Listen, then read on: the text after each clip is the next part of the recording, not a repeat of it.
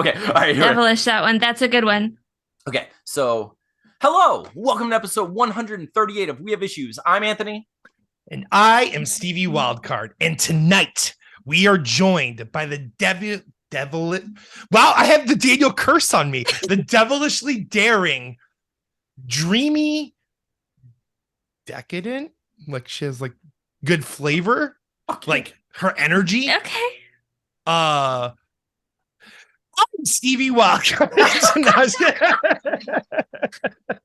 Okay, so Anthony gives better hugs than Daniel, but Daniel does better intros than Stevie. So Yo, man, Daniel completely destroys me. I feel like his ghost possessed me in that moment because, like, I'm usually did. because you can ask Anthony. I'm like top of my head is like where I live. That's just how I live. That's my life. And yeah, Daniel possessed me there. Damn it, Daniel. So it happens. You want to like give her like a you know what we should do, Steven? I have a perfect idea for our guest. Let's give her one of our just just classic traditional songs when we introduce guests. We do this song every time. So every time. I mean, we've had this guest song since we started the podcast. So right. I mean, we definitely got to just sing it word for word, note for note, right? You know it. You got this. All right, you ready? Go ahead, start it over again, baby boy. Okay. We got this. We're gonna get into this episode, I promise, Dina. Okay. Now you see how much he has to edit. This is so good, though. Yeah. Okay. Hello, welcome to episode 138 of We Have Issues. I'm Anthony. And I am Stevie Wildcard. And tonight I'm bringing back our epic, has always existed guest person song. You guys ready? It's your staple of the show. It's been a part of the show since episode 1. Word for word. Verbatim. But it goes a little something like this. It goes We have issues, and they have issues too, and they're our guests. And tonight, it's Dinasaurus Rex. Yes, everybody, welcome Dinasaurus to the show. That was wonderful, Steven. Word for word, verbatim, like literally, like perfect. It's crazy how I keep the same tempo, like. You know, every snare hit is there, you know. Dina, how did it feel to witness that live? I know you've watched our show and you've seen that song performed, but I've never felt more alive in my life. That's what I was hoping you would say. I feel like that just reinvigorated me. I was like, oh man, I'm getting tired. I'm alive, I'm ready, I'm pumped up. Like, let's go. Oh man, I'm ready for this. Yeah. Like, we just started recording. We definitely haven't been doing this for 20 minutes and have done nothing. That's not what's happening. Yeah. No editing here. This is all raw footage. Yeah. So every week, Stevie Wildcard and I get together. We do our best to overcome our various life issues and obstacles. This week, we're joined by one of our close friends, one of the few people from the internet that I've enjoyed meeting in person. So, Dina, we love you. We're so happy to finally have you on our show. As yourself. We've joined your show, and it's been a fantastic time. Dina's on the Don't Make It Weird podcast. How does it feel to not be joined by your Don't Make It Weird co-host for once? It feels really weird, actually. Like, I've never done any recording. Like, I've done a recording without Daniel. Mm-hmm. I've been on Thomas Anthony Lay, his Twitch channel. I did that without Daniel, but I had Sean there. So like, this is the first time I've been without Sean, and it's like, I don't have a savior right now. It's weird. At least we have like that nice guys moment where we have already basically done this like hangout situation. Right. So it's basically just round 2 of that, but over the internet, so and no pizza. Cool. So Dina, every week, we get into this.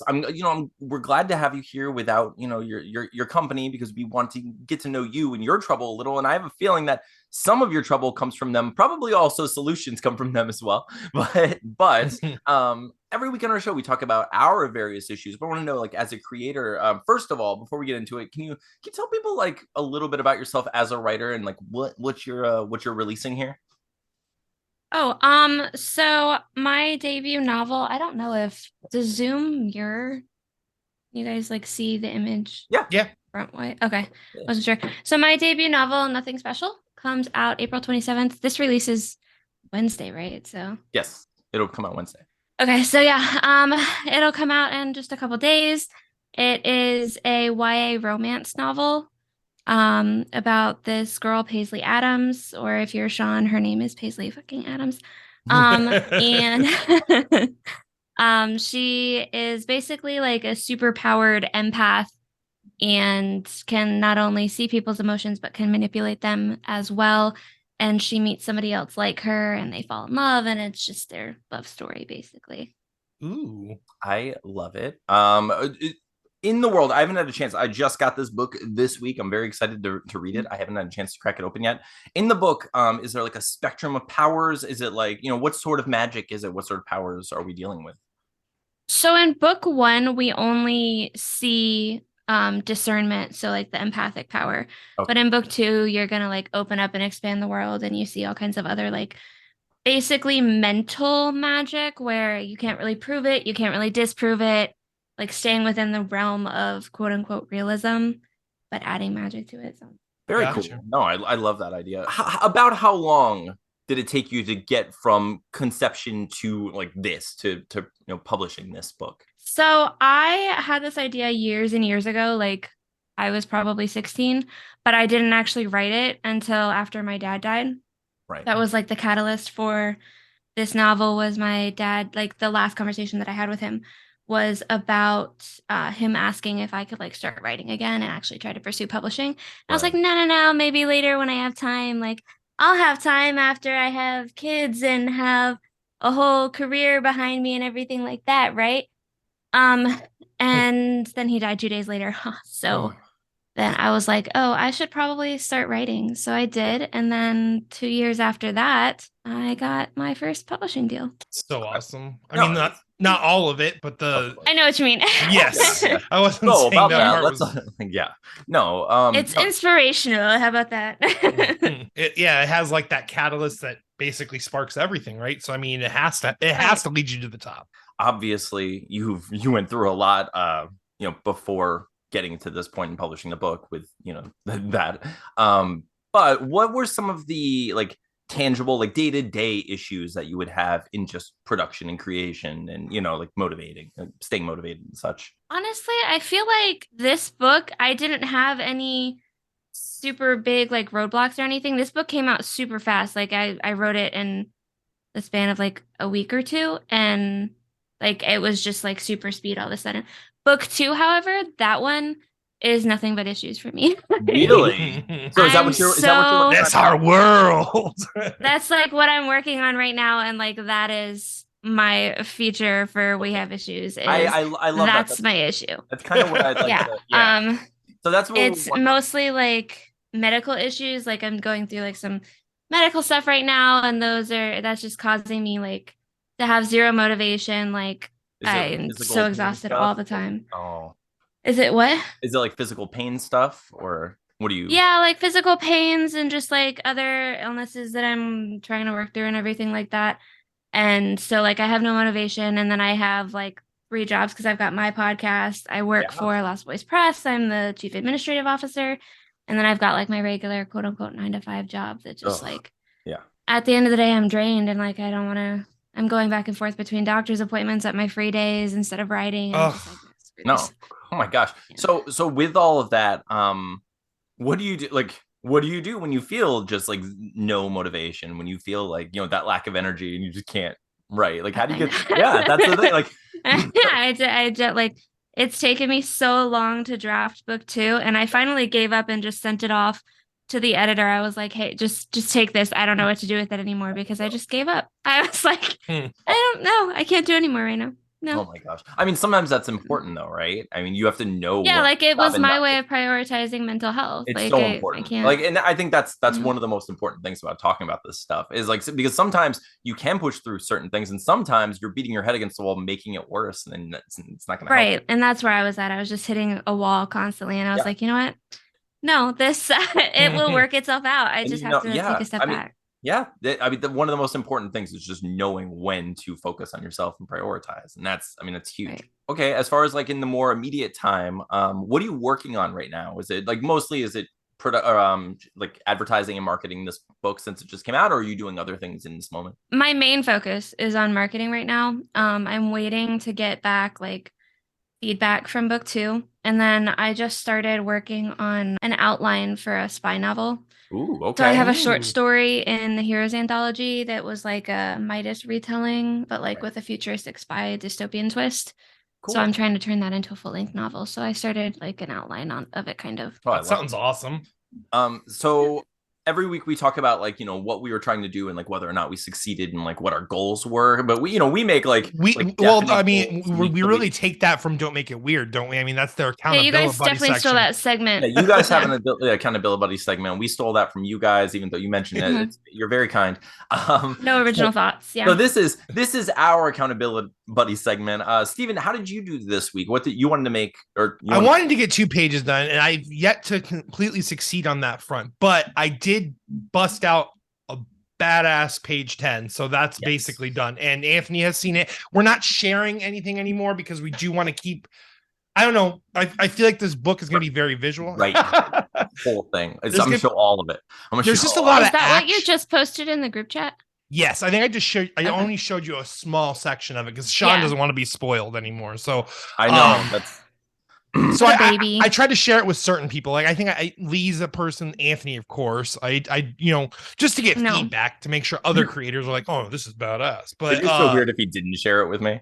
He's just like, no. Use your imagination and color where you think the pictures are. But whenever I don't like. I have these moments sometimes where I'm like, I don't want to show Anthony because I want to surprise him. But I'm like, you know what? I remember back when Tina and I were broken up, Anthony actually had given me a big piece of advice about relationships in general and how like this big, huge gesture is cool and all. But like, if I'm leaving you out of the loop and stuff like that, I don't know. He just gave me this piece. So I try to not leave him out of the loop and just post like updates and show him things as often as I can. Yeah, because I mean, if you're neglecting someone completely, but you're working on something great, they're like, okay, well, they don't care about me. They don't care about me. I'm not their main priority at all. I guess I'm going to do my stuff. Why are they ignoring my text? And it's like, yeah, they can show up with like a boombox and flowers and all this stuff, but like all that time is gone, So it's like, I try not to do that big gesture unless it's going to be like a genuine, like over the top gesture. Like if I somehow finished 3 or 4 pages and didn't talk to him for like 3 days and was like,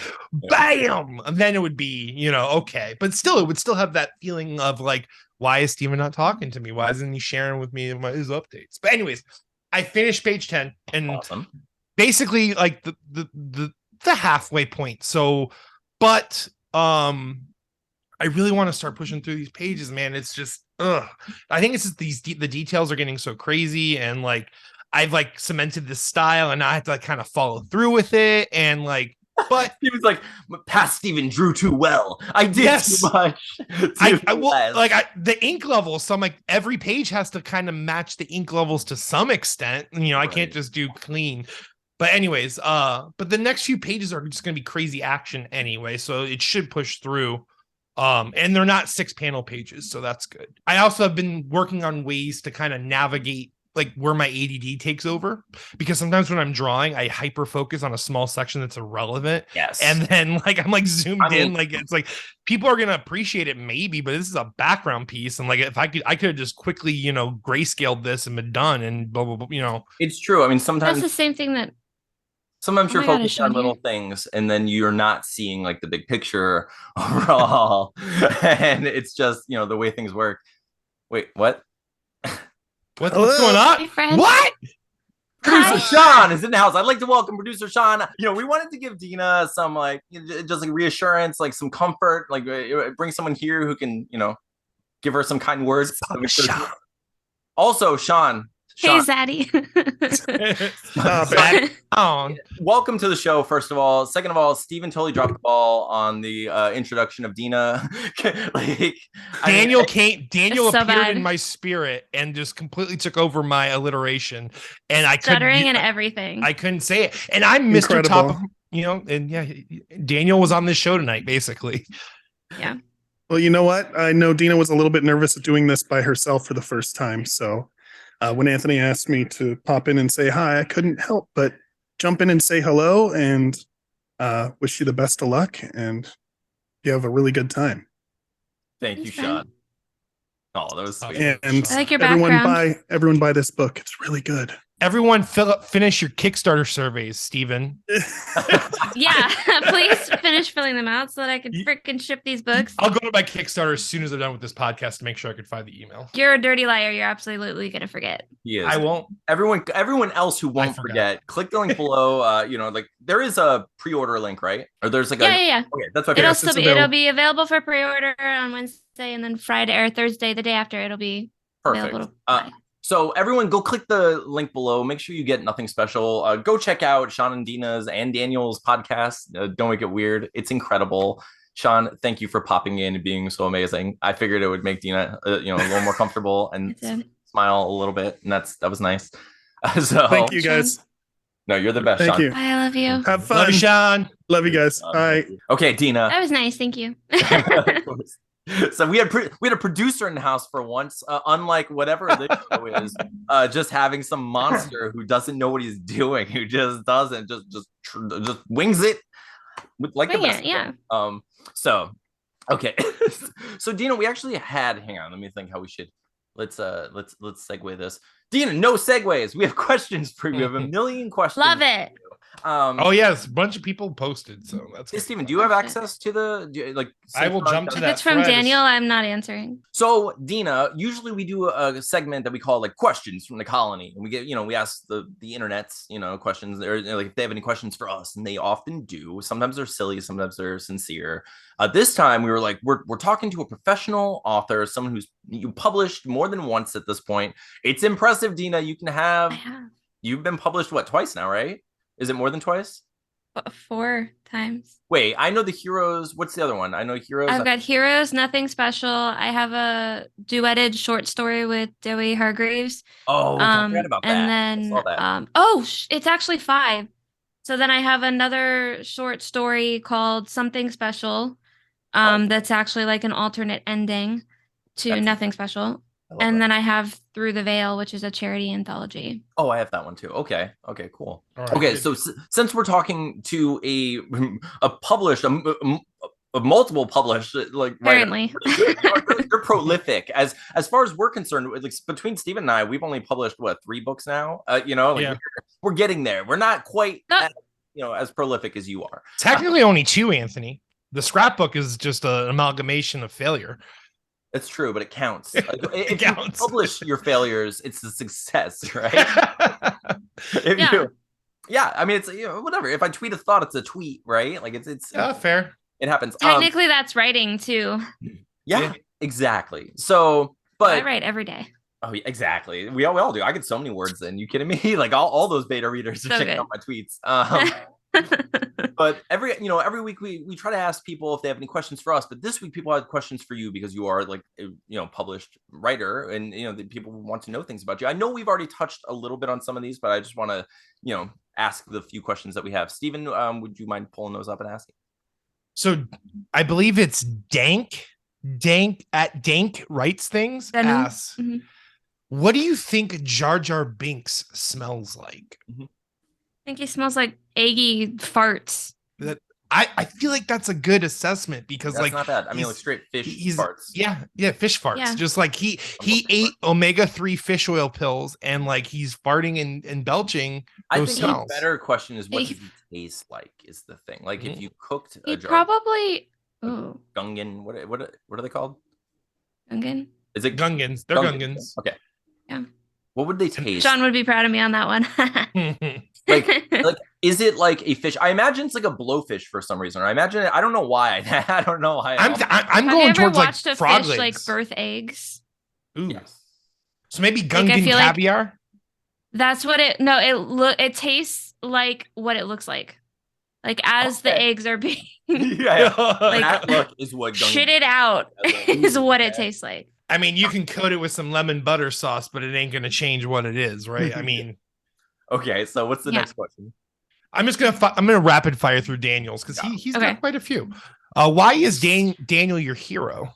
He's not. I was almost certain that was going to be your answer, and he's Daniel from the Bible, maybe. Yeah, I mean, I'm gonna cut out all of that. Pretty BA. I'm just gonna leave. He's not, and then move on to the next question. Hard cut. Hard cut. What can Anthony possibly do to hug at the same level as Daniel? I don't know. I've never had a hug from Daniel. Anthony's hugs are pretty legendary, though. They are. Like, Daniel's hugs are just so, like, he just, like, limp arms you. He's big, so, like, you're engulfed, but, like, he just limp arms you. And Anthony, like, gives you, like, a solid, like, you feel Anthony's biceps. I mean, here's a good plug. I wrote a really good hug in Nothing Special, and that is the type of hug that Anthony gives. So buy my book and you'll know what Anthony's hugs are like. Hug cameo. Yes. Anthony is a fully enveloping hugger. Like it's so much love. Like you guys just know, you're like, oh, Anthony's been feeling sad about himself lately. Let's get in there. No, you do give good hugs. Let's talk about us. The only person in my life, and I think you do remember him, but the only person in my life that hugs even like to your level is Rakeem. Do you remember Rakeem? Hang on a sec. Of course I do. Rakeem Tina used to work with him. Yeah. He's a really cool guy, but he lives in Texas now. But he gives really awesome hugs. Good. Best hugger in Florida. Still doing it. Got it. Still got it. All right. What's next? Isn't Gamora dead? That's literally the question. What is the drama? I don't know. Daniel is trying to get in on an argument that I'm having with Rance and Sean because I saw the trailer for the new Guardians of the Galaxy movie. Okay. And so for the people that watched We Have Issues and don't watch Don't Make It Weird, which why would you do that? You have to watch Don't Make It Weird too. I have the memory of a goldfish, and I will watch something over and over and over again and be surprised every time. I saw the Guardians of the Galaxy trailer and I was like, why is Gamora there? Because I was pretty sure she was dead. And now I'm having an argument with Rance because he swears that I don't remember Endgame, but I remember Endgame and I don't remember Gamora coming back. So Daniel's just trying to get in on it. And I understand that Gamora came back, but I don't remember watching it, even though I've seen Endgame like 5 times. So how can you defend the Aragon movie? I've actually never seen the Aragon movie. So I saw it in theater and never again. So I don't remember. It has a really bad rap, and I think that people need to rewatch it. And like people just compared it so much to the book, and yes, like it did as much as it could with its budget and everything like that. Like, but it is a very good movie on its own if you're not comparing it to the book. See, I'm younger Steven too, for the longest time, used to hold the opinion that movies are just better than the books anyway, because the movie takes only an hour and a half of my time, whereas a book would, take however many hours to read. So young Steven was all like, screw that. I don't care about you, Jurassic Park, the novel. I'm just going to go ahead and watch Spielberg's Jurassic Park. I mean, and I'm going to be satisfied. I mean, Spielberg's Jurassic, that's probably a good example. Look, you can say whatever you want. Most movies, look, there are a lot of arguments on both sides of this, right? But you can't describe that T-Rex roar in the way that I felt when I was a child in the movie theater watching that freaking movie. Like, and it was in your chest. Doesn't exist. Yeah, I just got exist. Child Steven just gave adult Steven goosebumps thinking about that. Like, remember that? I just had goosebumps. Whew. Like, as much as I want, like, it's just they're different experiences, and I see it as like the apples oranges thing. They're both fruit, they're both media, they're both fiction, but it's so different that I don't care. Like, a Jurassic Park movie was the movie Jurassic Park was a much greater experience personally for me than the book. And I've read the book. I enjoyed it. It was fine. But like the movie as a kid, like that was amazing. That was an incredible like situation for me. I feel like a lot of time though.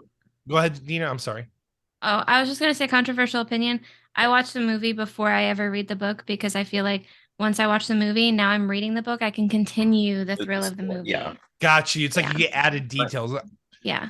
Because I was basically going to say that too. Like sometimes I do feel, don't get me wrong, there are moments where the book probably impacts you on an emotional level much different. But I do feel like a lot of people just like to be in that like private club of knowing more than people. Yeah. And that's basically what it is they don't even hate that movie. They're just flexing. Oh, well, it didn't have this detail, and this detail was really important. And it's like, yeah. I feel like people do that. You know what I like about Dina's? Like about your method? I like that it's like it lets you know when a movie could have been an email. Like when a book could have been yes. you watch the movie and you're like, right. You're like, I don't have to read more than this. It's like, like I got all of this in an hour and a half. And like, I know that's like presumptuous, but like there's some truth in that, like some books don't translate very well, but like you get the idea. Like the movie, The Giver and The Host could have been an email. It did not need to read the whole book. No. That's so funny. No, I mean, there are books where it's like, the movie like doesn't get the voice right somehow, and I'm like, oh, why did you like? How did you mess that up? You know, and like sometimes I get it. Like, if you ever see Warm Bodies, have you ever seen that movie? So like, it's like a zombie. Oh wait, yeah, the zombie Romeo and Juliet sort of movie, where he like protecting her and stuff, but he can't really speak, but it's all in his head, like the monologue and stuff. Yeah, and like is that a book? Yes, but the book is fantastic. Could have been an email. But the thing is, like, the book is all first person, like, but it's really in depth of like his thought process and stuff, and like it's very well written and really cool, and goes into things that, whereas the movie, when you watch it, is so plot driven over and over, and they have little chunks of the narration in there, but it's not the same. Like, the tone is so different. But the book basically traps you in the body of a zombie, and you get to kind of view it through a zombie's lens. And the movie can't really do that, because movies are in third. I mean, you can't really do that unless you do like a hardcore Henry style. Like first person storytelling. I think that's why I like first person point of view books, because like you're not going to capture that in movies. I mean, not as well, you know. Like that's kind of like the trick of any medium, is like finding what your superpower is in that medium. You know, like what can a novel do better than anything else? You know, like what can, you know, like I flipped through your book and I noticed you played with formatting a lot. It looks like it's going to be like text messages and stuff. Yeah, text messages and diary entries. So like, if this ever gets turned into a movie, hit me up, yo. But it's not going to be the same, because you're not going to get the diary entries. You're not going to get those like epistolary cool things that you like. Yeah, I was, and that's exactly what I was getting to. Is like, when we make comics, like we try to focus on some things. Like, comic books have like this really cool, unique way of doing two things at once, where it's like you can show this like fun action that's happening while having a narration, while having dialogue. And they don't all have to interact with one another. They can be like separate things. It's really weird and cool, you know? And other things can't do that without being too busy, you know? But with the comic book, you read it at your own pace. You kind of, you know, you can go through it however you want. It's kind of cool that way. Movies have their own, obviously, like Jurassic Park. You can do things that no other medium can do. Books similarly, you know, but it's like, it's really cool when you find that stuff. What's the next question? Do we have what? Go ahead. We're still on. We have two more for Daniel. I know. The last one's pretty quick though. Okay. I don't know what any of these questions mean. They're obviously all inside jokes directed at Dina. They're all just to screw with me. Yeah. Daniel's questions are literally like, hey, how can we slow the pace of your show so no one knows what's going on or what anyone's talking about? Yeah. And so it's like, well, the thing is, he knows that I'm going to give everybody context, and it's going to turn into this diatribe. How dare you, Daniel? How dare he you? wants it. Why is the old Winx Club better than the new one? Okay, so listen. We were talking on the show about like a guilty pleasure show, and my guilty pleasure show, it's like really stupid, but it's Winx Club, the original 4Kids TV version. I don't care what anybody says, it's not a kid's show. It's really good, and this new one or whatever that Daniel, it was like on 4Kids. I mean, I watched Pokemon on 4Kids when I was younger. Like when I was like 21. No, I was kidding. It came out in like 2004 or 5, I think. I don't remember. Okay, that's why. Because anyway, yeah, we were sleeping in and going downtown and drinking at that point in our lives. We were close, like cool kids. So anyway, yeah, I think that show, I don't consider it a kid show, because like it's just really good, and it's got adult dialogue and things like that. And Daniel's 4-year-old daughter watches like this new version that's on Netflix or something stupid with like little kid voices in it. Oh, it pisses me off, because that's not real Winx Club. So. Oh, that's frustrating as hell. Yeah. Yeah. It's like the new Power Rangers. It's bullshit.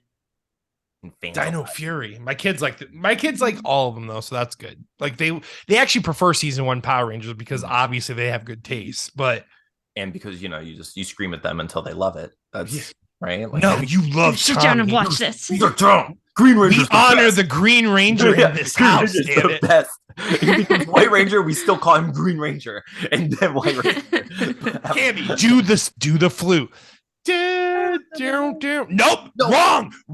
You're not summoning a Dragon Zord with that off-key flute note. Anyways, why is Daniel so cool? That's his last question. He's not. So I didn't understand Sean's, but maybe you do. Would you take down if necessary or needed? I wasn't sure if he meant like if we asked like wait. offensive questions. Wait, how did he spell it? He spelled necessary. So N-E-S-S. Necessary. Necessary. Okay, hang on, wait. Dina, before you answer, Steven, I know we're putting her on the spot for a second. Will you answer this question, please? Would you take it down if necessary? I don't know what it means. Anthony, were you around for the last time this circulated? No. Okay, so there's this guy on Twitter. I don't remember his handle. He messages women every couple months and says, "Can I ask you a question?" You say, "Sure, what?" And he goes, "Would you take down if necessary needed?"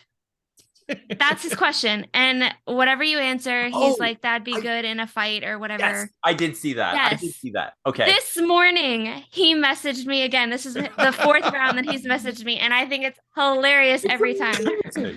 So I beat him to it this time. And he said, "Can I ask you a question?" And I said, "Yes, would take down, necessary, needed." And he didn't even phase him that I already knew what he was going to ask. Didn't nothing. And I was so disappointed. I thought that I got Did he still send his question to you after you said that? Yes. Damn, yes. That sucks. He went on a whole thing about like, would you take down in street fight, whatever. And I was just like, oh my God, you're so weird. Stop. Like, I'm from Florida, bro. You don't mess with a Florida woman. Like, that makes me wonder if it's like a bot at this point, but like, dang it. I don't know. That's so great. That's so good. All right, Steven, I know we have another one, right? Kamorian King, the legendary hair god. How do you keep up with motivation? I don't. Yeah, it's tough. We were kind of discussing. You just gotta ride the wave, right? Yeah. Sometimes I'm motivated, sometimes I'm not. I go with it. Sometimes you're not, right? Sometimes you just have to do it when you don't want to do it, right? I have a question though, because like I know as far as like personal motivation, when you're like not feeling like writing, that's one thing. How do you get over like basic imposter syndrome that like the whole community seems to feel occasionally? Like when you see other people whose like books are like getting all this attention or whatever it may be, and like how do you keep moving forward when you feel like you're inadequate, or if you feel like you're not living up to what you'd like to be doing at the moment? Yeah, I mean that's how I kind of feel right now, like with nothing special coming out, like not a lot of pre-orders, not a lot of reviews. Yeah. And like I'm watching other people get them and it kind of sucks. It like takes your ego down, but I also like I'm a very stubborn person and like I'm very good at tuning out if I don't want to like go down that mental path. I literally just tune it out. Like that's the only way that I can handle imposter syndrome. Like choose to focus on other You're very similar to me. Like I feel like my brain does like this fail-safe lock mechanism whenever like things get too heavy or too hard to manage, and like I just keep swimming basically. Like I flip a switch. Like I just boop.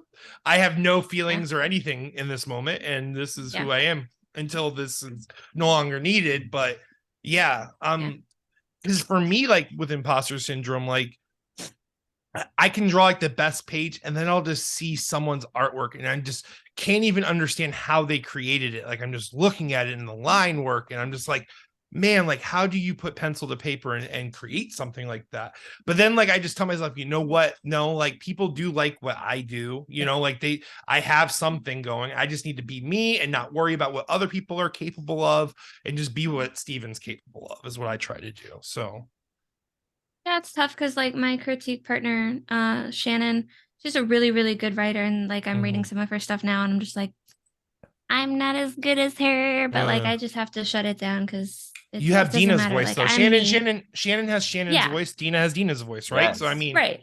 And that's what's important. That's what you need to lean into in your art is you need to lean into your voice. That's just what it is. Yeah. It's just tough sometimes. Me and they're them. Yep. And you worry that people don't want to hear your voice. That's the problem. Yes. And that's what the imposter syndrome does is like, do people even want this? Do they want to consume me? Right. Yep. You start hearing everyone. You got to do things for you. And that's the only way like you're going to get through it. Exactly. So what other questions do we have? Do we have any other good questions? If not, Wesley had one.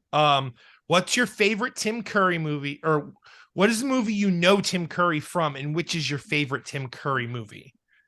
Can I look up Tim Curry? Yeah. Tim Curry was the original Pennywise. He was also in Clue. Oh, absolutely not. He was also the Rocky Horror Picture Show. Rocky Horror. I mean, this dude's got a wide variety. Oh, hold on. He was in Legend. He played like the villain in Legend. The Darkness. Legend is basically the Zelda movie without the Zelda name. It's pretty cool. Okay, yeah, I've seen some of his stuff. I believe he was in Scary Movie too, wasn't he? Yeah, I don't watch anything like scary, so Rocky Horror was a little bit scary for me. So it was scary for Daniel too. I think oh, he's been in Psych. I love Psych. I don't remember him in Psych. Tim Curry is one of those actors that just has like he's in everything or can be in everything or is, you know. I feel like I first became aware of him as It. And yeah. I think the thing I probably like I think Home Alone 2.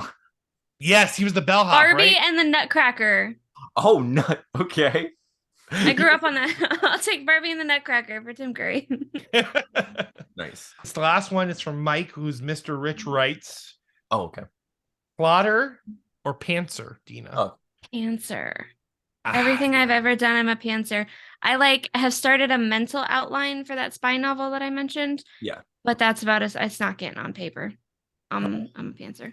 I'm jealous. I wish I could be like that. I'm just not like that. My whole brain needs I just have to organize everything all the time. It's crazy.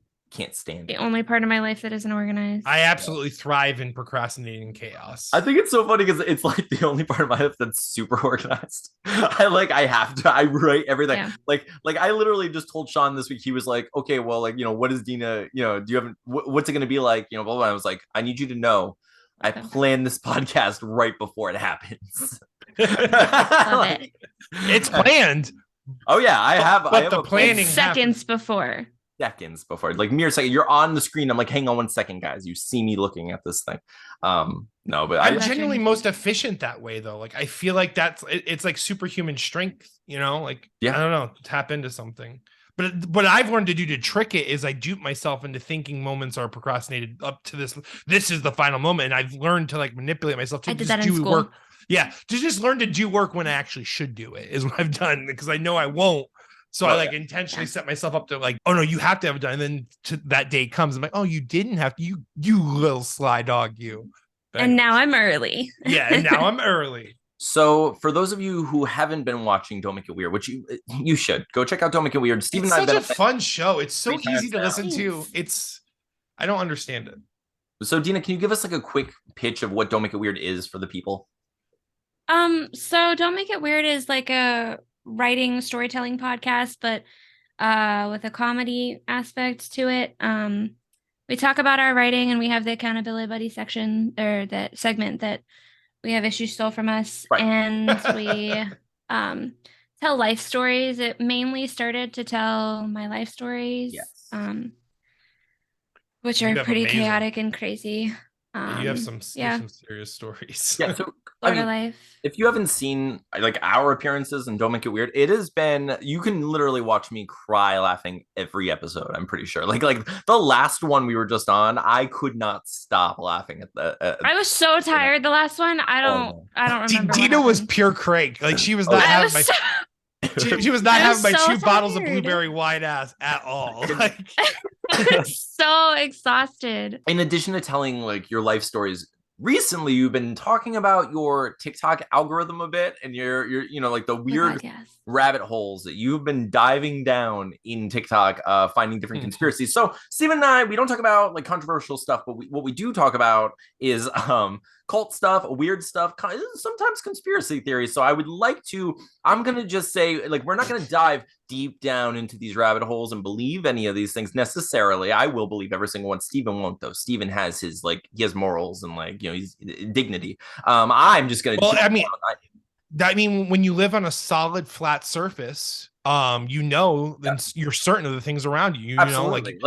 Things aren't spinning on a ball. Birds are fake. Yeah, birds are fake. When you look up and you see the big hologram moon in the sky, you're like, okay, I'm not gonna fall for anything else. I know I know the truth. I know what's going on.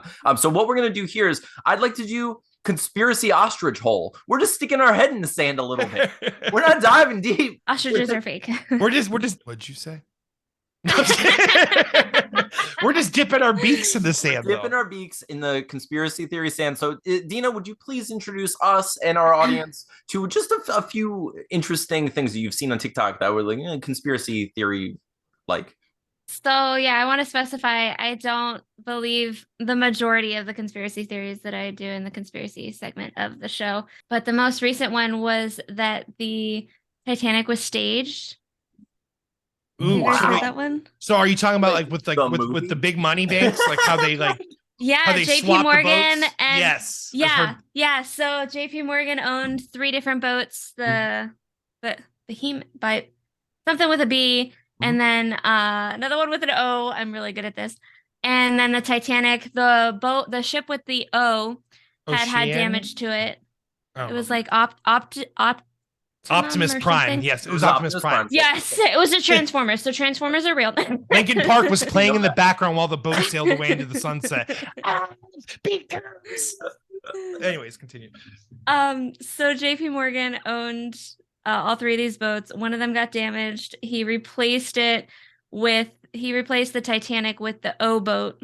Okay. That got Optimus Prime. That was damaged. Optimus Prime that was damaged. And he did it he invited his 3 competitors because he was currently lobbying for a private Federal Reserve. And he brought on the 3 people that were opposed to his private Federal Reserve, had them killed on the boat burned. It didn't hit an iceberg. If you look at pictures beforehand, the boat was already like half burned or whatever before it launched. And after all this happened, the day, like minutes before the boat launched, he changed his mind and he wasn't going to go on it. And people had warned him that the engine was already on fire or something like that. And then a couple weeks after this, he got his private Federal Reserve because he no longer had his 3 opponents. I actually have heard this theory, and like I do feel like it's one of those conspiracy theories that probably does hold some weight. It's like one of the ones that does fit into that category of like. I like the idea that someone set the engine on fire and they're like, we have to put it out. How can we put out a bunch of fire? How about an iceberg? Let's hit the iceberg. The fire will melt the ice and it'll create water. I guess there was survivors that said that they never saw an iceberg. And they said that they heard an explosion, not like a crack. And then there was one survivor that was like, I saw the boat split. Or I didn't see the boat split in half, or she did. I don't remember. I don't follow it closely. I don't really care. This is just fun. It's just something we believe. Yeah. And JP Morgan's like great descendant was like, all right, Mr. Cameron, you want to go see it, huh? Well, you better swear this oath. Right. You see no slash in the Great Hall. There was no iceberg, but you tell them there was. We haven't excavated it. I mean, Titanic does sound like a Transformer, though. Why did maybe Optimus Prime, Titanic, and Behemoth? Yeah, I mean, I can see that robot war happening for JP Morgan. What if that's what really happened? Was all the boats transformed and just flung the people off, like transformed in the ocean and fought to the death? Robot Wars, 1912. Was it 1912? I could get on board with that. Yeah, I'm pretty sure that's exactly what happened. What else? Yeah. Do you have any others that you've seen recently, Dina? Oh, dinosaurs are still alive. Actually, I think I talked about that one on Don't Make It Weird already. Dinosaurs are still alive on a secluded island off of China or whatever China's coast. I mean, I wonder which dinosaurs people think are still alive. Like, all of them. They say that the island is like inhabited with like hundreds of different dinosaur species. I mean, I don't know. I would think there are probably several islands. I don't like fully disagree with Galapagos. Listen. You know, if I know life.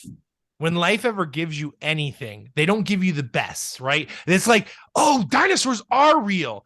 Really? What's left? Well, it's not the Compassaurus, which you probably wouldn't even want anyway. It's actually its 4th descendant, this lame half-bird Compassaur. And this is all we have on this island. Yeah. And Gallimimus. Actually dinosaurs. Yeah, that's what I mean. We're going to make a dinosaur colony. That's what we're working toward right now. We're trying to... we find the giant ostriches of yore, basically. Yeah, that's fair. I'm trying to think of some other ones other than the portal that opened above Alaska. That was one. That'll be out on our new episode on, I think, Monday. Oh, okay. Portal? That's cool. Yeah. I can't wait to see that. Portal's opened. Okay. Is there... How is that? How do people know it's a portal? Did it go somewhere? Did they say like, hey, did it... I know how they knew. There was orange and blue rings. Blue rings, yeah. There's an orange ring. They've all played Portal. Yeah, I had no idea. All they heard was the cake is a lie as they opened up. So the government is hiding it from us, and we'll never know other than this one person on TikTok that decided to tell us, and this brave soul.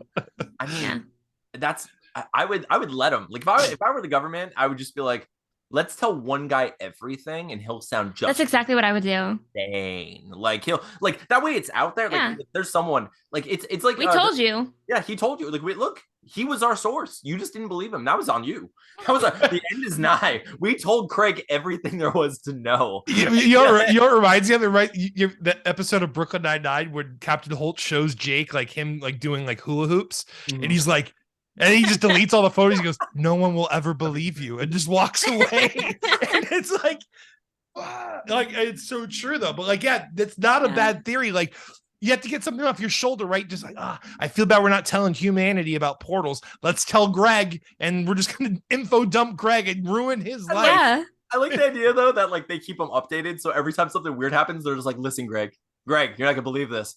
The people from Venus are here. We have to make the temperature like 5 degrees hotter just for them. I don't know why they just like it hot. We're gonna do that for a little bit. We're gonna fix it later. But that's what we're doing, Greg. Go tell your people if you have to do what you got to do. TikTok on you, and like he has. But I imagine Greg would only have like 5 views per video, right? Like he gets like guys, the Venetians are coming. They're gonna these conspiracy theories get so many views on TikTok. God, like of course. I love that I have screwed up my algorithm enough to get these, but they are so popular and I'm like, oh my god, people are watching. People are like me and being idiots and watching it, but like well, oh my god. I see I came across like somebody's the typical, we've all heard this spiel. Whenever someone's like fully believes in aliens, not only do they believe in them, but they already know all the races. It's the reptilians, the grays, the they have been crazy about it. Like and dude, this person on TikTok, like in her comments was just like, well, if you open yourself up, you can feel the vibes of the universe, like acting like all smug. And I'm like, you don't know how crazy you look, do you? Like you think you're superior to all of us, and like you are just batshit. Like there's like well, it's because, like there have been those people who like worked for the government to some like crazy degree. And then they come out and they're like, I mean, okay, if I was in some underground bunker working on something for NASA for a long time, it would be so much fun to come out and just be like, I've seen some stuff, and like you could say anything you want. And like NASA would just be like, yeah, they're not going to believe him anyway. And it's just like whether or not, and who knows if this guy is telling the truth, but there have been those guys who legitimately did work in those positions who have come out and been like, yeah, there are like 6 different species that we're aware of or whatever. And, so they say that. And then you have those people who are like, oh yeah, I know, because I could feel them. Like, I've seen the videos. Like there was a video of this guy who was like, I can go out in the middle of a field and call UFOs. Like I can think about them and they'll appear. And it's like, okay, but can you do that on video with other people around? No. It's like there's never can you? Like there's that movie Mystery Men where it was like a Kel from Kenan and Kel, like he was in it and he could be invisible, but only if no one's watching him. So he can like, it's like, so if no one's looking at him, he can be invisible. It's like, okay, but how are you going to prove it? Like, can you film that? Like, what are you going to do? And in the movie, it's true. He can be invisible. Yeah. We get to see him turn invisible, but yeah. But anyway, but it's like that. It's like, okay, you can do this thing, or you claim to do this thing. You could prove it. You don't. Like, come on, man. Show me those aliens. I'm begging for these aliens. Absolutely. And then you'll find these TikToks where they do a good job for a little bit, but then they post a video that's obviously fake and then they push it as being real. And like, it's like, man, like you almost had me. You almost had me. Your evidence was very believable. And then you posted this interview with a gray alien and I can clearly see the CGI bullshit. Yeah. You can clearly see it. And you're in the comments saying it's real for sure. And I'm like, damn it. You almost had to listen to Paul Rudd. They had to do less. Like literally, like if they would have just stopped, just do less. Footage, but like, yeah, keep the mystery going. Honestly, they could get away with like literally every time they can get away with it. They could just be like, I'm gonna show the footage and then just like do like a weird cut. And then be like do a next video and be like, look, every time I try to show this footage, TikTok kicks it off. I don't know why. I don't know what's happening to the last bit of my footage. It gets cut every time. But yeah, I don't know. Like I go on TikTok and like I don't get to see any of that stuff because I suck at like cultivating or curating my algorithm. Oh, it was so hard. It's so hard to do. Yeah. My algorithm I went through and I unliked every single video I have ever liked since creating my TikTok. Yeah. Just to force this out. Just to screw with it. Yeah. Mine is just basically I think because it's mostly become Pokemon and Dragon Ball Z. If I'm with a little bit of that Matt Rife comedian and I have him on there. Yeah. Did you see the one recently where that girl like brought him a shirt that said, "I went to this comedy show," and all like, well, it was actually really yeah. And then she actually had a follow-up TikTok, like the algorithm actually threw her like personal video at me afterwards. I was like, yes. I'll see if I can send it later. But yeah, I need stuff like that. Anyways, but there's so many of these like funny conspiracies, and like I know some people think that like Tupac and Elvis and like I know like Avril Lavigne and Britney Spears, like all these people are like either dead or don't get me started on Britney. But like we don't talk about Britney. So like what I kind of like about that idea is like people I feel like I don't know what the main conspiracy theorist people think is happening there, but I like the idea that it's like a Dread Pirate Roberts situation. Like I like the idea that like there's just like Britney Spears is just this character now that like other people can go and play. I kind of like that. Like I like that like the real Britney Spears is like off on an island somewhere just being happy, and then like this Britney Spears is like talking to some maid or some random housekeeper or something, and it's just like, listen, I have to tell you a secret. I'm not the actual Britney Spears. And it's just like they pass the mantle on. So it's like, what do I have to do? You have to act crazy on camera for a while. It's going to be weird, but it's going to be fun. Yeah. And it's like, but you're a millionaire. You get to live in this weird house. You can do whatever you want. You know, like it's going to be weird, but it's your life now. I'll pose as Britney. It's fine. Right? I'm just like 100%. But like, I mean, same thing with like Avril Lavigne. Like people legitimately think, hey, Avril either died or couldn't take it anymore, and like this person Melissa or whatever like came in and is now is it Melissa? I think so. I think that I don't remember. Yeah, and like this person came in and is now Avril. I'm just like, yeah, but that's just Dread Pirate Roberts. Like now she put on the Avril mask. She's like a skater boy or whatever, and like it's amazing. Like that's so nobody knew who I was until I put on the mask. Avril would never marry Chad Kroeger. There's no way. No, I agree. Well, I mean. It drives me crazy because like, okay, I hate it. Like growing up, I was super like I was on the cusp of too pretentious with like music and stuff, you know, where I was like, I saw things like Good Charlotte and Avril Lavigne and like that radio pop punky stuff, and I was like, that's not the same as my pop punky emo stuff. I know. But here's the thing I hate about this is when I saw Avril Lavigne with all of her stuff, I was like, oh, she's so fake and such a poser. And like, I hate this. As a kid, I felt that way. Right. Mm-hmm. And now she's married, or like, you know, she's with that guy.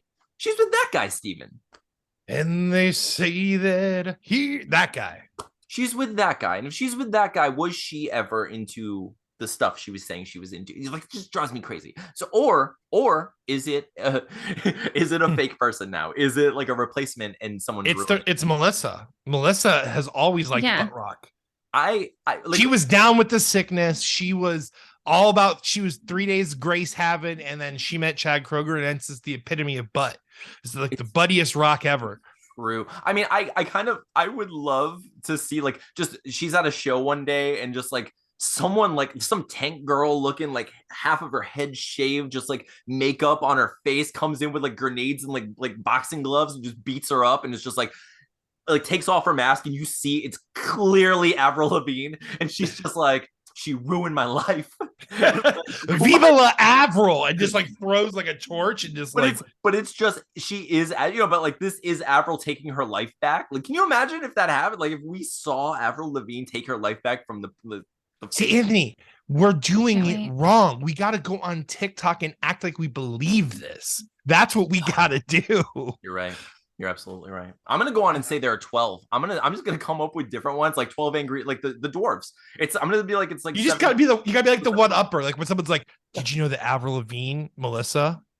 Oh, you believe there's just one? Okay, this guy over here with just Melissa. There's Jessica, Daniela. Just like this. 3 of them are Matt Damon. Okay, listen to me. But no, it's amazing. I don't know. There's so many interesting conspiracies. And then like I've always enjoyed them. I feel like it gets scary to like talk about them too much or think about it too much, because some people don't just dip their head in the sand. They literally like just kamikaze jump like into those rabbit holes, and they truly find a way to believe it because they want to, and it gives them that superiority complex thing where they're like, I know something. I figured it out. Yeah. And it's like, that stuff drives me crazy because it's so much fun. It's so much fun to talk about this stuff and think about all the like mad weirdness that would be Melissa. This is crazy, and I love it. And I hope it's true.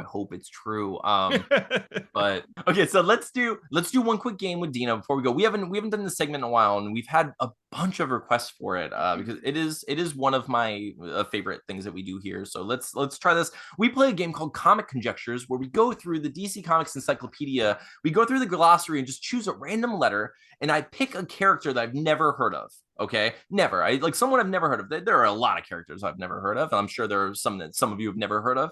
And we try to guess if they're a hero or a villain, and we try to guess what their powers are. And like we'll talk about them a little bit. Okay. Now the game isn't necessarily trying to see if we can get it right. It would be fun if you could. If you can get it right, I'll give you a point. Cool. What it really is it's an opportunity to show that you can come up with ridiculous and fun characters just by improvising through guessing. Or can't, and we'll fail completely, and we're gonna get this right. Dina's gonna nail it. I feel like Dina. All right, Dina, give me a letter, any letter. Q. Let's do Q. Okay, this one's like, okay, I'm gonna go with this because on the surface it feels like it's probably easy and obvious, and I'm gonna lead with it because like let's start simple. Quake Master. First of all, hero or sound villain? Like a pilgrim. Like Quaker Master. Well, you went Quaker. I was already at Avalanche, like from Marvel. Quake Master. Yes, Quake. Okay, Dina, would you like to shoot the first guess? Or you want me to go ahead and take the reins? For I think he is a villain. Okay, I like that. He's a villain. You want me to say why? So you're saying it's a he, right? You said he. Yeah, I think it's a he, and I think that he's a villain. And he probably like does something with like vibrations. Ooh, I'm guessing. Yeah. Yeah. What do you think? Yes. So, I mean, obviously that's a good theory, but Quake Master, I mean, I think he's so good at the first person shooter Quake that he's obtained the master rank in the video game world in Quake. So no, but it definitely has to be seismic related, right? He has to basically have the ability to vibrate the earth or vibrate people or whatever. That's what I was thinking too. I'm imagining villain. I'm imagining he's someone who's just like, I would like it to be a hero. It would be kind of cool if it was just like, I feel like only villains call themselves master. Though. Yeah. Yeah. Okay. Heroes are humble, Yeah. I am but a Superman, not a Supermaster, Quake Master was really good at the video game Quake. No, he really likes oatmeal. He's like Quaker Oats. He loves Quaker Oats. He just like shoots them out of his hand. Eat your oats. Here, let me see. High fiber. He makes sure that you have your daily. Sure that you have your. Is it firm? Are you brown and not crackly? One wipe and done with the Quaker Oats. With the Quake Master. I like to imagine like his well, did he have to study he had to study that on a mountain because he was just a Quake amateur at first? Yes, he has a series of belts. All right, Quake Master. I don't think I want to do Quaker style anymore. Oh no, Steven. I got it. You got it? Okay, you go ahead and read it. Robert Coleman is an architect of some note in Gotham. Oh, he's a Gotham villain. His reputation is irreparably damaged when an apartment complex he designed and built does not withstand a hurricane. Feeling that he has been wrongly branded, Coleman creates the alias of the Quake Master and uses a supercharged jackhammer to create earthquakes in Gotham. I mean, the scheme back. Go ahead. Why didn't they use an earthquake to create his? Why wasn't that his backstory? Why wasn't his dramatic backstory earthquake based? So then he's like, I'm going to take on the mantle of this thing that destroyed me and become it and master it. Because if it could, there were so many things you could do. Why would you be like, oh, a different kind of storm? Jackhammer. Yeah, a hurricane. Yeah, and then he's going to have a physical to.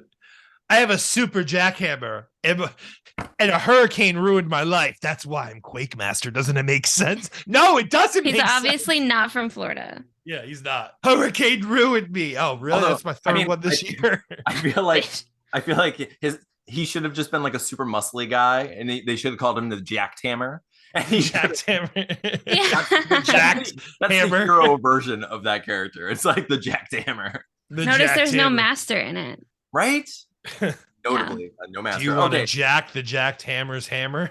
Okay, Dina, give us one other letter. Let's do a different letter. H. H is a good one. No, wait, you guys did H last time you played this, didn't you? I don't know if we did. We might have. It's been a while. It has been a while since we can do H again. Comic Conjectures, right? I don't know. Some of these are like I pointed my finger down and I was like, Hitler, Adolf. I don't. In the DC universe is the thing, guys. I'm gonna look. Wild. What's his superpower though? Painting. He's a great artist. Like, just wasn't the best, and it was his downfall. I did not. First of all, it makes like I get it. Like, I mean, if Captain America can fight Nazis, I'm sure Superman can punch Hitler. That's probably like, I mean, Superman is like he's started as anyway. But regardless, I did not expect to scan down H and be like, oh yeah, let's go. How about this one, guys? And it just threw me for a second. I was just looking at you like, oh yeah, we're Schnittius over here. You're gonna talk about this. I kind of want to know. I want to know what this one is because I truly don't know who this is. And it feels like another one that Liar. I truly don't know who this is, and like it. But okay, the name is. So for those of you at home, take a second. If you don't know who this is, I want you to guess in the comments if you can. Guess what you think as soon as I say the name. Just write down what you think. Hero, villain, who it is. Write it down. But the name is Hootie. What does Hootie do? An owl. He's got laser vision. Not laser vision. He's got great vision. Just yeah. That's why I went. I feel like Hootie just only wants to be with you. I think he cries when he sees dolphins. Yeah. I mean, he has a girlfriend who gets mad at him when he goes out with his friend. this girlfriend of his like really appreciates his music, but Michael Stipe from REM is who she likes the most. Right. These are just pet blowfish. But yeah, Hootie has to be owl related, right? It has to be. Okay, so are you guys going hero or villain for Hootie? Hootie? I'm master of the hoots. I'm not even low life hero. Yeah, okay. I was gonna say, and this actually is the same answer as mine.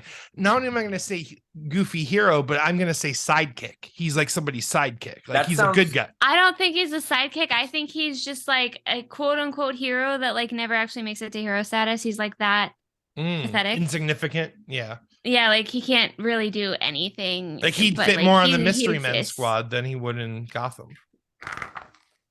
Okay, fair. I was gonna say my secondary game is: do you think Hootie actually has a page in here? And I don't believe he does. I got you. Oh, who is it? Hootie is just somebody's owl. He is the pet owl of Charles McNider, who was known by his superhero alias Dr. Midnight. Oh, okay, I didn't know that. See, we learned something. So this is like the Hedwig of the DC universe. Yes, it's actually played by Hedwig. That's the situation. All right, all right. Universe crossover. Let's do one final one that's not just an owl. Just real quick. Give me an 11, and then we'll get out of here. N. Nazis. Villains. All day. Villains. We got it. We nailed that one. Okay. All right. How about Noose? All right. Let's do Noose. Hero or villain? This is a dark. Has to be a villain, right? Has to be a villain, right? Because I mean, be a villain. The best case scenario is now. What I want to know from you, Steven, I want you to make Noose a hero. I want to hear what you think a hero would be from Noose. So Noose is just a dude that wanted to be a cowboy. And he went with the name Noose because he thought it would sound badass, like I'm Noose, like blah blah blah. But he just wrangles people with a slip knot. Basically, he swings and lassos and nooses people's ankles, and people are like, you don't call it that when you're only lassoing people. Noose is a very specific term. It's a very specific term. We don't. And he's like, no. Noose can grab arms, it can grab torsos, it can even grab necks. We know it can grab necks, Noose. That's the whole point of Noose. But he's a good guy. He doesn't. No, sorry, go ahead. No, you go ahead. I was basically done. I was just gonna say that my hero version of Noose would be like in like whatever 16th century. When were the Salem witch trials? And we could say that he 16, was like right? wrangling up. I think it was 16. I think so. 16th century, and he was like the one that was in charge of wrangling up all that real bad witches. Ooh, okay. He was like the hero of the 16th century. But he was actually getting the real witches, though.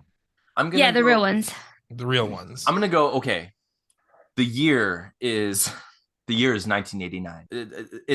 Taylor Swift was just born. I was just born.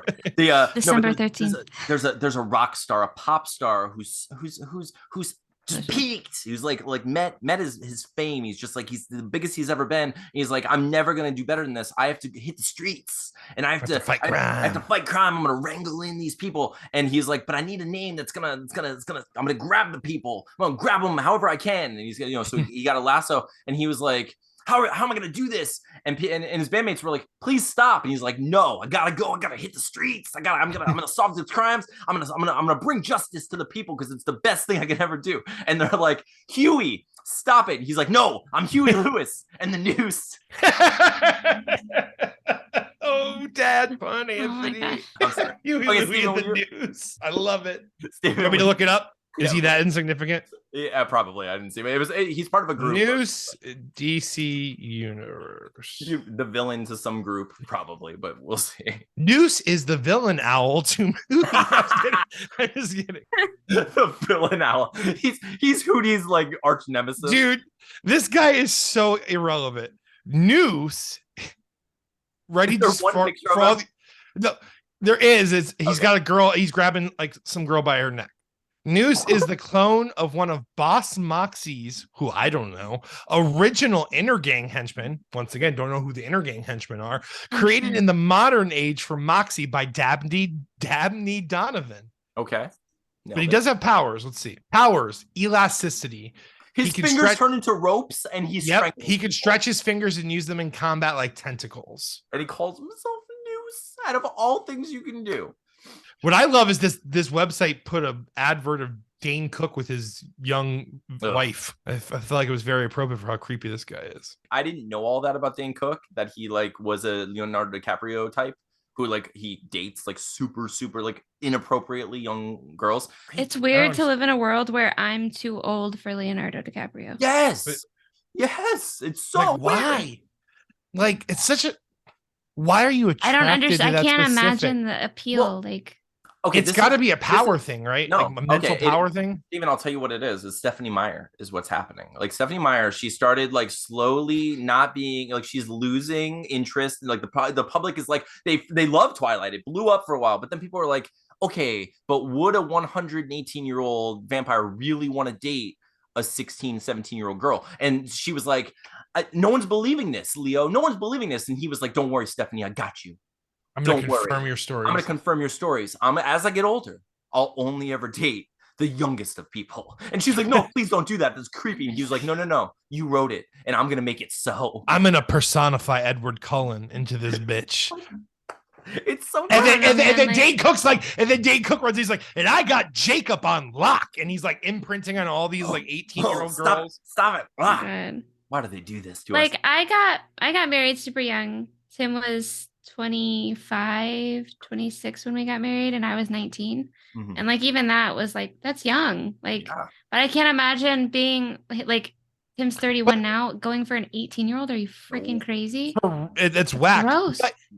He's barely just out of the rule, right? The rule is what, half your age plus 7? Plus 7, yeah. I mean, he was just out of that rule when that happened, right? So, I mean, that's significantly less creepier than 50-something-year-old Leonardo DiCaprio dating 19-year-olds, right? I mean, I don't get it. I don't know.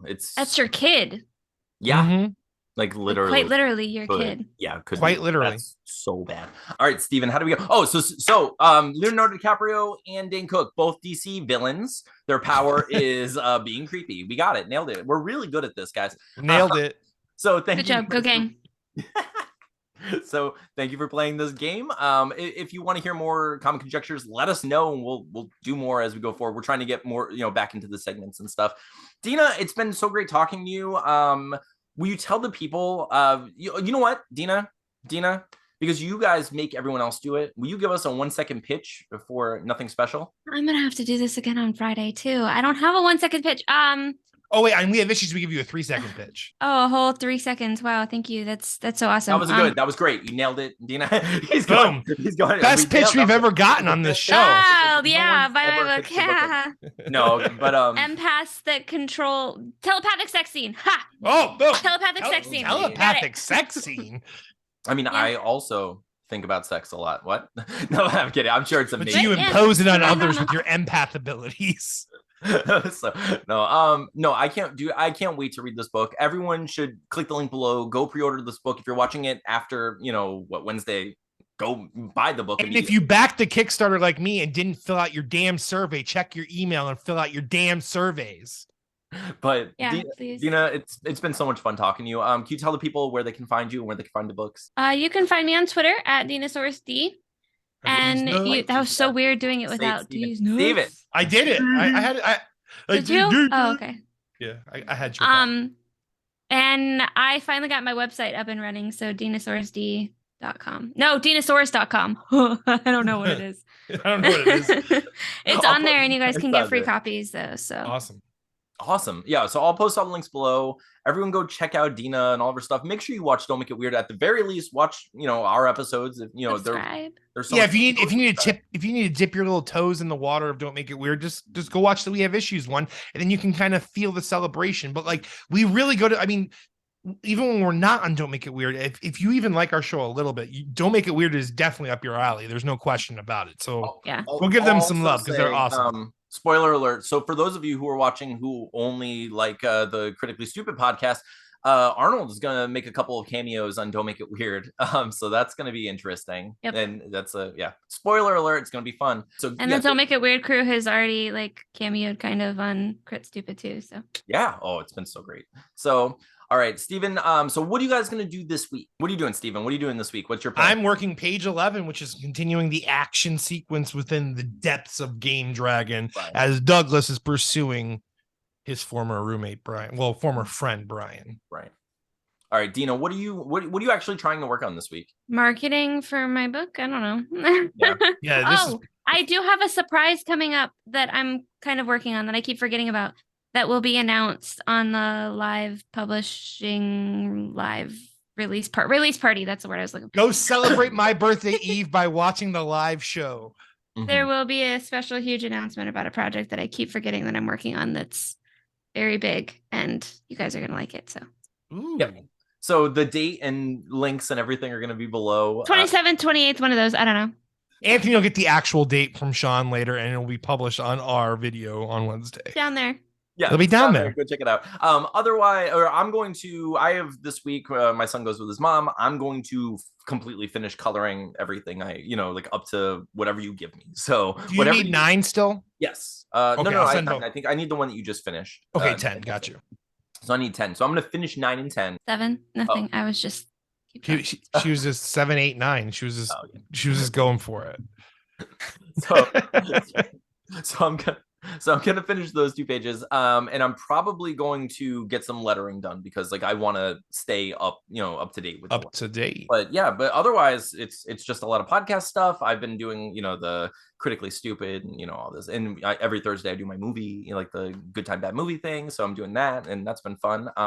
But yeah, so that's what we're all doing this week. Let us know what you're doing, down below in the comments. Thank you all for watching. Thank you for listening. If you're only listening on one of the various podcasting apps, thank you. But please go to youtube.com/wehaveissuespodcast and hit subscribe. Also, go just click all the links and subscribe to all of Dina's stuff and, talk to us online and everything. But thank you. Thank you all so much. I love you guys. Thank you so much for supporting us and being our bestest friends. Can't wait till we actually all own ostriches and can go to war with other ostrich colonies and be the top dogs. It's going to happen. I'm going to get an emu. You should. That's fine. You're just to fight your ostrich. Oh no, you'll lose one-on-one with an ostrich every time. Emus took over an entire country, bro. Yeah, but that country didn't have ostriches. If the Australians had ostriches, they would have battled those emus much more effectively. I feel like that fact is cap. It has to have. Oh, I used new terminology correctly. Look at me. For real? Young. On G, you think it's cap? Ugh, it felt weird saying. Yeah, whatever that means. And they have to have ostriches in Australia. They do not have ostrich. Well, maybe on farms, maybe they've shipped some over there. But emus are like smaller. Ostriches get 9 feet tall, Dina. 9 feet. Emus are like 5 foot, 6 foot. Ostrich taking emus every day. I mean, I think we could do both. I feel like that's just. I'm down for them to be apart, but she wanted to fight the ostriches. I know. Yeah. I think that's just part of Dina. One emu to rule them all. Yeah, nice. But Dina, in the darkness, bind them. Thank you so much for joining us. We'll definitely have you back.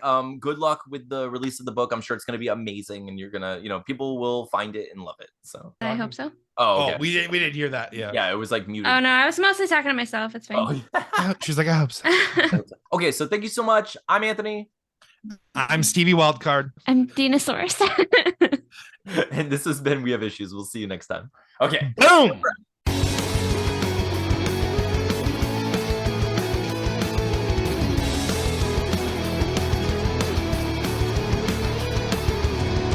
Hello, welcome to episode 138 of We Have Issues. I'm Anthony. I'm Dina. And every week, Dina and I get together. She's not Stevie Wildcard, but I fired him and I brought Dina in because I was just like, oh wait, I should have done Wildbot. How dare you, Dina? That would have been good. I know. But every week we've gotten together, right? Like it's been like 2 years we've been doing this podcast together. It's crazy, you and I. Just Dina, every week we get together and we talk about writing and like the issues we have with writing, as we both absolutely we're both people who do the writing sometimes. I had my old co-host and he did no writing. Like he didn't understand at all. He couldn't relate. It was just like, that's why I had to get rid of him. I was just he was like a lame artist or something. He was like, he acted like he did a lot because he could, move his hand around like this. I move all my fingers, all of them. Yeah. It's much more. Counts more. It's so much more, like it takes a lot more out of you. He didn't understand that. So I kicked him to the curb. I brought you in because you are a professional, amazing published writer. Who just is just released your first book. How does that feel? Oh my God, it's behind you. I didn't even realize. I do that all the time. Yeah, I didn't even realize. I don't pay attention to the background usually. That's fine. It's a fun little secret thing that I do for people. There he is. You hear me? It's like Daniel. No. Okay. No. Okay. I wasn't trying this to. So here's the deal. I forget my Twitter password, and I don't have my Twitter logged into my Mac. So whenever he sends me a link like that, I have to literally text myself, then open up my messages on my iMac or tethered to my phone just to click the link instead of him just inviting me. Dina, I am not like Daniel.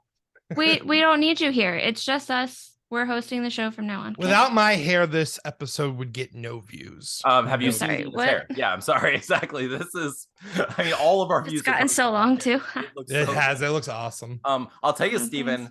I'll take full credit. I intentionally gave you I put some roadblocks in between you and the show so I could talk to Dina for a second without you. he knows the link. He knows the link issue. I do. But I thought it would be fun. So set up for failure. I like it. I set Steven up for failure. I was like, Steven, like, okay, well, somehow Stevie Wildcard found his way back to the show. So welcome.